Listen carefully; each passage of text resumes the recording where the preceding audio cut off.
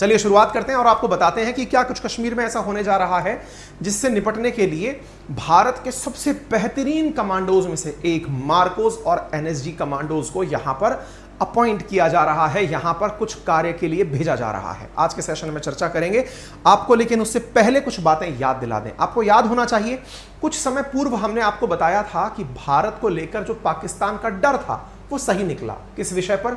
भारत ने G20 कश्मीर में आयोजित करने का कैलेंडर जारी कर दिया। आपको मालूम होना चाहिए 22 मई से लेकर 25 मई के बीच में कश्मीर के अंदर G20 देशों की बैठक होने वाली है, जहां पर G20 नेशंस की तरफ से जो उनके पर्यटन से संबंधित मंत्री हैं वो उपस्थित होंगे। ऐसी स्थिति में पाकिस्तान के द्वारा अभी से ही अपना सिग्नेचर देना शुरू कर दिया है, चाहे पुंछ के अंदर हुआ आतंकी हमला हो जिसके बदले में कश्मीर की जनता जो है वो एक सौहार्द की मिसाल पेश करती दिखाई दी थी, या फिर हाल ही के समय पर पाकिस्तान के द्वारा ओपनली यह स्वीकार किया जाना हो कि कश्मीर में होने वाले इस इवेंट को वो पूरी दुनिया के अंदर एक्सपोज करेगा, यानी कि वो बताएगा कि पाकिस्तान के मतलब कश्मीर के खिलाफ किस प्रकार से इंडिया एक प्रोपेगेंडा कर रहा है। पाकिस्तान ने साफ साफ यह कहा है कि वो कश्मीर के मुद्दे को फिलहाल अंतर्राष्ट्रीय स्तर पर इतना उठाएगा ताकि जो अंतर्राष्ट्रीय कम्युनिटी वहां आ रही है उसे यह पता चले कि जो कश्मीर यूएन के मध्य में या यूएन के पास में विवादित स्थान के रूप में रजिस्टर्ड है, वहां पर इंडिया किसी अंतर्राष्ट्रीय इवेंट को कैसे आयोजित कर सकता है। अब संभव है कि इस समय पाकिस्तान जो है वो कोई ऐसी हरकत कर दे जिसके चलते कश्मीर में अलगाववाद या बगावती जो लोग हैं वो कोई ऐसी हरकत कर दें जिससे G20 लोगों को यह लगे कि देखिए कश्मीरी ही परेशान है इस बात से, क्योंकि कोई सुनना नहीं चाहता है।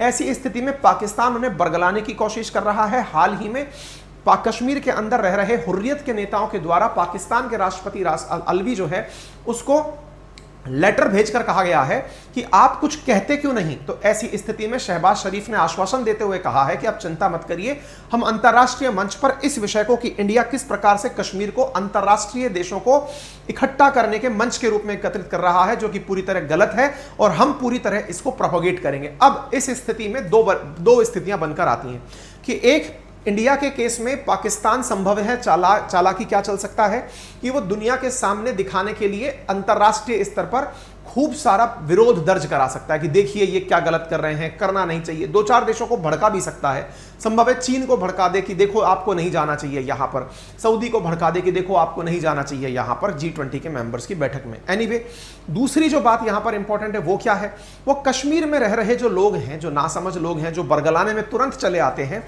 उन्हें भी भड़का सकता है कि तुम लोग कुछ ऐसी हरकत कर दो जिससे कि लोगों का ध्यान चला जाए तुम्हारी तरफ कि देखो तुम्हारे साथ क्या हो रहा है। ऐसी स्थिति में जब ये दोनों बातें निकल कर आती हैं तो इनसे निपटने के लिए भारत ने अपनी तैयारी कर ली है। जब हमने अपनी तैयारी कर ली है तो हमने अपनी तैयारी में मराइन कमांडोज और आर्मी जो है वो G20 की बैठक से पहले श्रीनगर में नियुक्त करने भेज दी है। मराइन कमांडोज जिन्हें आप मार्कोस के नाम से जानते हैं, NSG commandos to be deployed to secure G20 meet in Kashmir, आप यहां पर सुर्खी देख सकते हैं, मराइन और NSG commandos to be deployed to secure G20। अब आप पूछेंगे इनके करने से क्या हो जाएगा। साथियों, आज ना हम इनके बारे में जानेंगे, कौन है हमारे देश के ये मराइन कमांडोज जिन्हें मार्कोस कहते हैं, और एनएसजी कमांडोज जिन्हें यह माना जाता है कि दुश्मन के 1000 सिपाही एक तरफ, एक हमारा सिपाही एक तरफ, क्योंकि इनका सिलेक्शन ही 10,000 में से पहले 1,000 में आना होता है और फिर 1,000 में से 1 में आना होता है, तब जाकर के बनकर आता है मार्कोस। कहते हैं कि मार्कोस और एनएसजी, मार्कोस होने को तो नेवी के कमांडोज हैं, लेकिन ये एयरफोर्स की एक्टिविटीज, नेवी की एक्टिविटीज और थल सेना की एक्टिविटीज तीनों को बखूबी निभाना जानते हैं, यानी इन्हें कहीं पर भी उतारा जा सकता है। ये वो लोग हैं जो पानी के अंदर साइलेंटली डूबकर, यानी जैसे वहां डल लेक है तो डल लेक के अंदर कोई ऐसी गतिविधि ना हो जाए तो संभव है कि मार्कोस वहां पर तैनात रहकर किसी भी विकट परिस्थिति से निपटने के लिए पानी में डाइव लगाकर उस स्थिति से निपटाया जा सके। ऐसे ही एनएसजी कमांडोज, तो इनको यहां पर तैनात किया गया है। तो इसका क्या उद्देश्य होगा आज के सेशन में हम समझेंगे।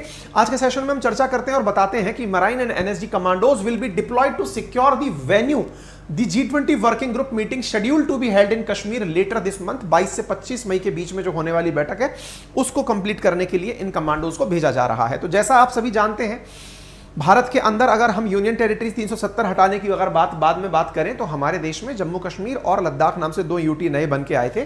उनमें से जम्मू कश्मीर जो है उसकी राजधानी श्रीनगर के अंदर यह बैठक आयोजित की जानी है। सिक्योरिटी ऑफिशियल्स का कहना है कि जो भी इस मीटिंग को अटेंड करेंगे वहां पर सिक्योरिटी रिव्यू पहले से ही किया जा रहा है और पोटेंशियल टेरर अटैक्स जो पॉसिबल हैं उनसे निपटने की तैयारी की जा रही है। तो देखिए 2 प्रकार के यहां पर टेरर अटैक संभव है। पहला एक अटैक संभव है जो अभी हाल ही में पुंछ के दौरान हुआ। पुंछ में क्या हुआ था, मतलब आर्मी के एक व्हीकल के ऊपर आतंकियों के द्वारा गन फायर किया गया था, ग्रेनेड से हमला किया गया था। दूसरी स्थिति क्या है जो कुछ समय पूर्व आपने पुलवामा में सुनी थी, क्या कि जाते हुए सेना के काफिले के ऊपर एक गाड़ी के अंदर आरडीएक्स लोड करके लाए गए और उसे गाड़ी से टकरा दिया गया। तो ये 2 प्रकार की स्थितियां हैं जो यहां संभव हैं। इन दोनों से निपटने के लिए ही असल में स्ट्रेटेजी बनाई जा रही है, ऐसा सिक्योरिटी फोर्सेस का कहना है। ये जो व्हीकल के अंदर भरकर के लाने वाली चीजें हैं ना, इन्हें वीबीड के नाम से जाना जाता है।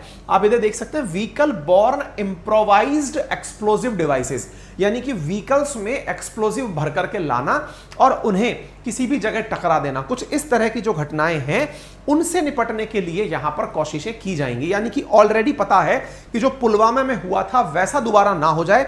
अंतरराष्ट्रीय स्तर पर भारत की सुरक्षा की जो गारंटी है वो दुनिया को लगे कि हां इंडिया ने वादा किया था जो निभाया है। साथियों, आपको मैं याद दिला दूं, जिन मार्कोस की हम बात कर रहे हैं, सुनने में आपको मार्कोस और एनएसजी केवल एक सुर्खी लग सकते हैं, लेकिन एक मार्को बनने में कितना समय और कितना पोटेंशियल, कितना टैलेंट इन्वॉल्व होता है उसकी बयानगी आप इन बयानों से देख सकते हैं कि देश में चाहे आतंकवाद हो, नेवी ऑपरेशन हो, एंटी पायरेसी ऑपरेशन हो, इन सबसे निपटने में जिन कमांडोज का उपयोग किया जाता है उनमें आते हैं मार्कोस। मार्कोस से पहले एनएसजी का गठन हुआ था। मार्कोस 1987 में गठन हुआ था। अगर आपको कभी कुछ पढ़ने का मौका मिले तो मार्कोस के बारे में काफी सारी जिक्र जो है वो न्यूज मीडिया में भी है, बुक्स में भी है, और उनमें यह जानकारी लिखी जाती है, मतलब कई जगह मुझे ऐसे आर्टिकल्स मिले जिन्हें मैंने यहां पर कोट नहीं किया है। कहते हैं कि जब इंडिया आए थे ओबामा, तो अमेरिका की फोर्सेस ने जिस हमारी सुरक्षा एजेंसी से सुरक्षा की मांग की थी कि इंडिया के मार्कोस अगर हमें सुरक्षा प्रोवाइड करा दें तो that is nothing like it, यानी कि उससे बेहतर हमारे लिए कुछ नहीं होगा। कुछ ऐसी फीलिंग्स थी उनकी। आप इससे अंदाजा लगा लीजिए कि दुनिया में जो सबसे, मतलब एक तरह से समझा जाता है कि सब तरह के सबसे निपटने वाले जो कमांडोज जाने जाते हैं वो नेवी के, अमेरिकन नेवी के सील कमांडोज होते हैं। उनसे भी कई मामलों में बेहतर है हमारे मार्कोस कमांडोज। तो ये मार्कोस कमांडोज जो हैं इनके बारे में कहा जाता है द फ्यू द फियरलेस, ठीक है ना। इनके सेना के अंदर मतलब बहुत कम लोग हैं, लेकिन ये लोग बिल्कुल फियरलेस होते हैं। इनके अगर आप मतलब फोटोज, पिक्चर्स इनको ऑपरेट करते हुए देखेंगे तो खुद से ही गूज़बम्स आपके दिमाग में आने लगेंगे। हर प्रकार की गतिविधि के लिए ये पूरी तरह चौकन्ने और तैयार रहते हैं। इन्हें चाहे कितनी भी क्रिटिकल स्थिति में, चाहे बर्फ हो, चाहे पानी हो, चाहे जहां हो, आप इन्हें उतार सकते हैं।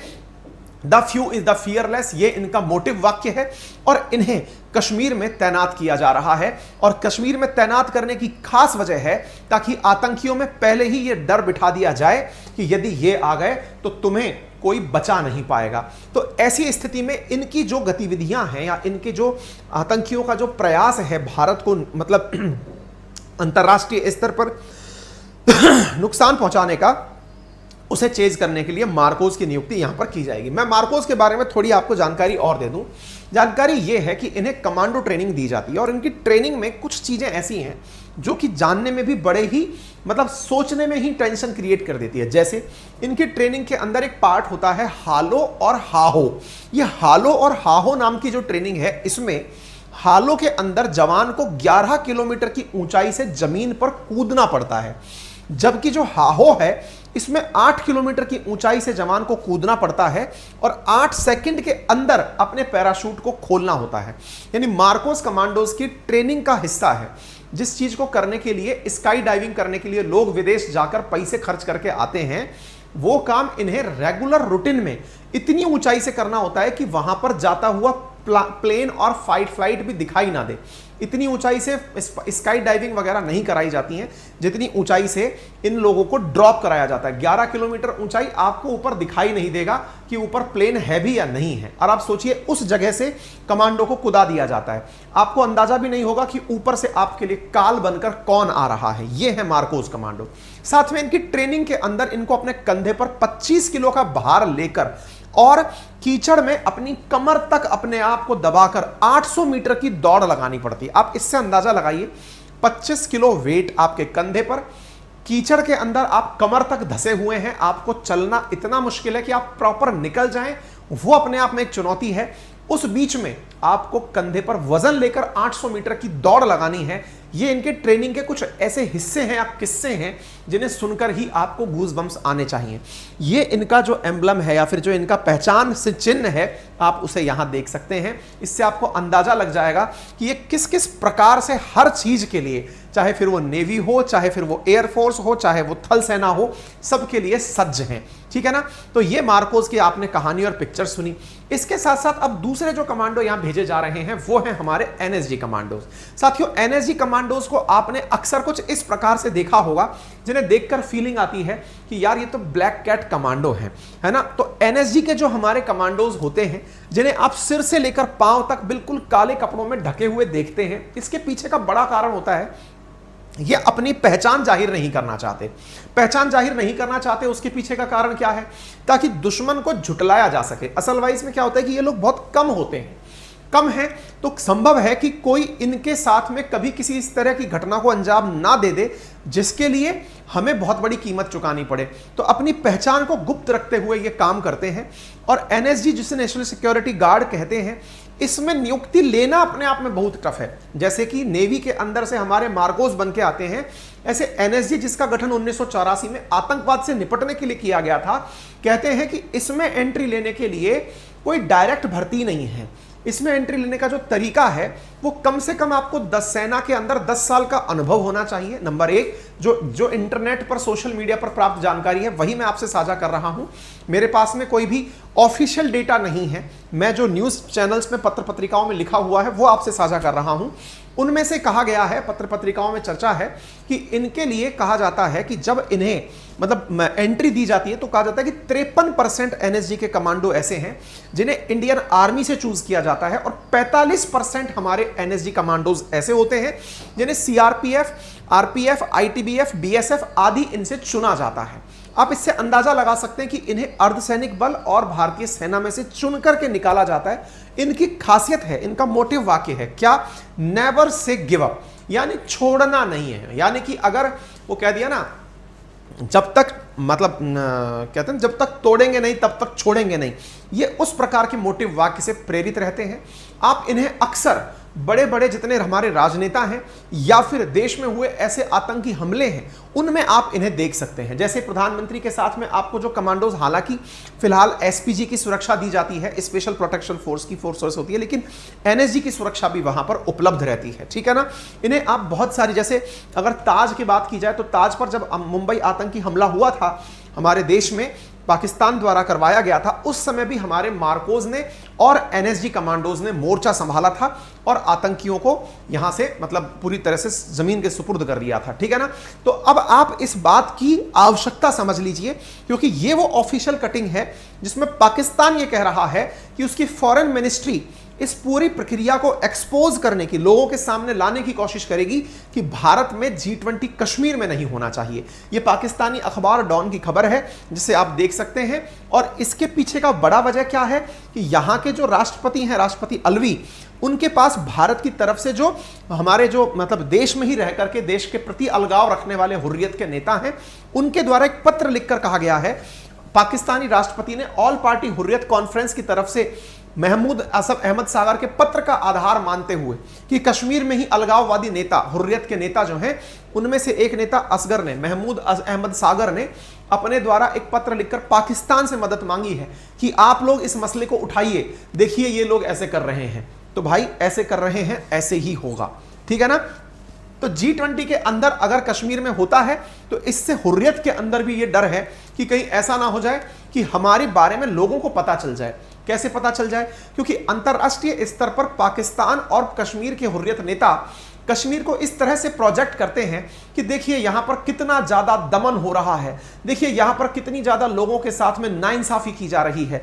उन चीजों को दिखाने के लिए पर्यटन से संबंधित जो मंत्री हैं उन्हीं को ले जाकर कश्मीर दिखाया जा रहा है कि आप आइए कश्मीर में G20 आयोजित करिए, दुनिया के आप 20 इकोनॉमी से। और देखिए, जब भी इस तरह की बैठकें आयोजित होती हैं, चाहे दोहा के अंदर फीफा का आयोजन हुआ, दुनिया ने आकर के दोहा देखा, ऐसे ही जब कश्मीर में G20 आएगा, दुनिया की सारी बड़ी इकोनॉमीज इंडिया में उपस्थित होंगी, तो ऐसी स्थिति में दुनिया भी जानेगी कश्मीर को रियल में स्वर्ग क्यों कहा जाता है, और यह भी जानेगी कि भारत ने वहां पर डेवलपमेंट के क्या क्या कार्य किए हैं और कश्मीर भारत का कैसे अभिन्न अंग है, यह भी दुनिया को वहां से पता चलेगा। उनके साथ आए हुए रिपोर्टर्स भी ये जान पाएंगे, वो अपने कैमरे में कैद करेंगे कि कश्मीर कितना मायने रखता है, ठीक है ना। तो ये सारी चीजें हैं जो आप यहां पर देख सकते हैं।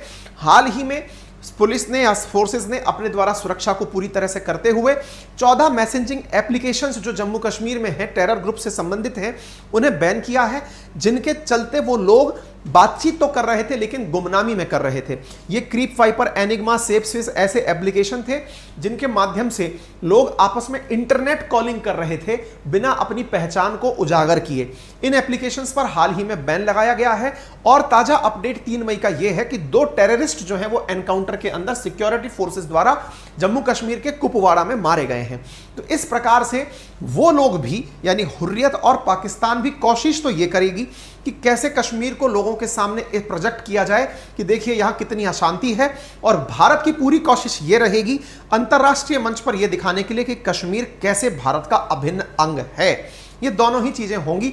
अब देखना होगा कि आगे होता है क्या। अपडेट आपको इस प्रकार की जानकारी के देते रहेंगे। फिलहाल के लिए आपसे एक क्वेश्चन यहां पर प्रीवियस ईयर का है वो साझा किया गया है, और अगर आप चैनल पर नए हैं तो एक गुजारिश है कि चैनल के राइट हैंड कॉर्नर पर नीचे की तरफ एक सब्सक्राइब का बटन दिया हुआ है, आप उसे क्लिक करके हमारे साथ हमेशा कनेक्ट रह सकते हैं, ठीक है ना।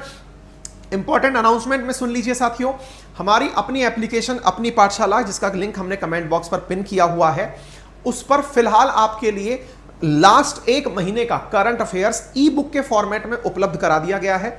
ई बुक्स हिंदी में अलग हैं और इंग्लिश में अलग हैं। हमारे एप्लीकेशन अपनी पाठशाला पर ई बुक सेक्शन के अंदर ही आपको 30 रुपए मात्र, यानी 1 रुपए प्रतिदिन की कीमत पर आपको हिंदी और इंग्लिश में ई बुक्स उपलब्ध कराई गई हैं। आप उन्हें वहां से डाउनलोड करके प्रिंट निकलवा सकते हैं। वहीं दूसरी ओर जो विद्यार्थी हमारे साथ जुड़कर पढ़ना चाहते हैं, हमारे पेड कोर्सेज में एनरोल होना चाहते हैं, क्योंकि ऑलरेडी हजारों की संख्या में विद्यार्थी हमारे पेड कोर्सेज में इन्वॉल्व हो चुके हैं, लेकिन और भी बहुत से हमारे पास नित्य कॉल आ रहे हैं जो विद्यार्थी हमारे साथ हमारे पेड कोर्सेज में जो नया बैच आ रहा है उसमें जुड़ना चाहते हैं। उन्हें बता दें कि हमारा नया बैच सारथी के नाम से आ रहा है। तारीख अभी तक डिसाइड नहीं है, जैसे ही तारीख आएगी आप उस दिन उस बैच में अपने आप को एनरोल कर लीजिएगा। केवल 7 दिन तक ही आप हमारे नए कोर्स में एनरोल हो पाएंगे, और उसमें हम आपको हिस्ट्री, ज्योग्राफी, पॉलिटी, इकोनॉमी बिल्कुल जीरो से एकदम फाउंडेशन लेवल से कंप्लीट करवाएंगे। आप उसके अंदर अपने आप को एनरोल कर पाएंगे, लेकिन केवल 7 दिन का टेन्योर रहेगा आपके पास करने के लिए। अगर आप जानना चाहते हैं कि हम उस पर क्लासेस कैसे लेते हैं, तो हमारे एप्लीकेशन पर हमने कुछ फ्री में डेमो वीडियोस भी डाले हैं, आप उन्हें एक बार देख सकते हैं, डेमो क्लासेस को समझ सकते हैं। गूगल प्ले स्टोर पर और एप्पल प्ले स्टोर पर हमारे एप्लीकेशन उपलब्ध है, ठीक है ना। ये हमारी बुक्स हैं जो आपके लिए यहाँ पर उपलब्ध है। और हाँ, आरएनए की जो करंट अफेयर जो हम रोज बनाते हैं आपके लिए ई बुक फॉर्मेट, वो करंट अफेयर सेक्शन में डाल दिया गया है एप्लीकेशन में, आप वहां से उसे चेक कर सकते हैं, ठीक है। कुछ इस प्रकार से हमने हिंदी और इंग्लिश में प्रॉपर तरीके से आपके लिए प्रिंटेबल फॉर्मेट में चीजें डाली हैं।